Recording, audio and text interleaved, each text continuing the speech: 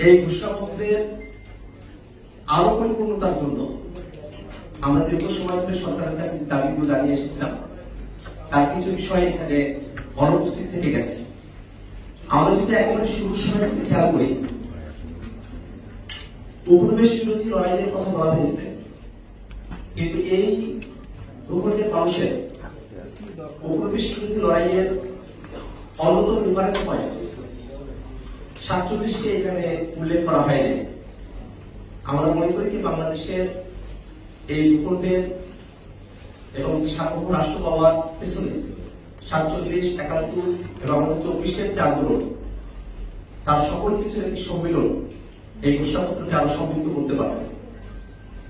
এই ঘোষণাপত্রে শহীদের সংখ্যার ব্যাপারে প্রায় 1000 শব্দবহ ব্যবহার করা হয়েছে, অথচ জাতিসংঘের রিপোর্টে 1400 জন মানুষ এই অভ্যুত্থানের সময় শহীদ হয়েছে।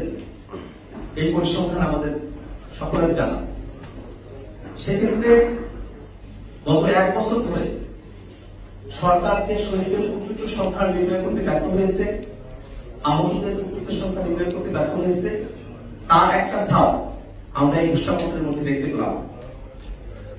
এই ঘোষণাপত্রে গত 16 বছর ধরে বাংলাদেশের মানুষেরা যে আন্দোলন সংগ্রামগুলোতে অবতীর্ণ হয়েছে, বিশেষত আমাদের 16 বছরের এই জার্নিতে রাষ্ট্রীয় গুরুত্বপূর্ণ যে বিষয়গুলো জাতির কাছে আমাদের কাছে মনে হয়েছে, তার অনেকগুলো বিষয় এখানে অনুপস্থিত থেকে গেছে। পিলখানা হত্যাকাণ্ড,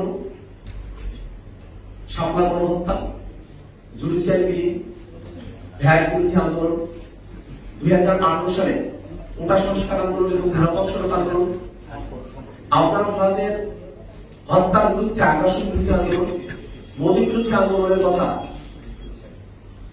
এই ঘোষণাপত্রে উল্লেখ থাকলে ঘোষণাপত্র পরিপূর্ণ হতে পারত। আমরা মনে করি যে গত 16 বছর ধরে বাংলাদেশের মানুষেরা আরো অসংখ্য আন্দোলন সংগ্রাম করেছেন, কিন্তু ইতিহাসের এই পর্বে যে ঘটনাগুলো আমাদের জাতীয় জীবনে দীর্ঘমেয়াদী ছাপ রেখে গেছে, সেই ঘটনাগুলো উল্লেখ করা আমাদের জাতির জন্য গর্বের বিষয় হতে পারত।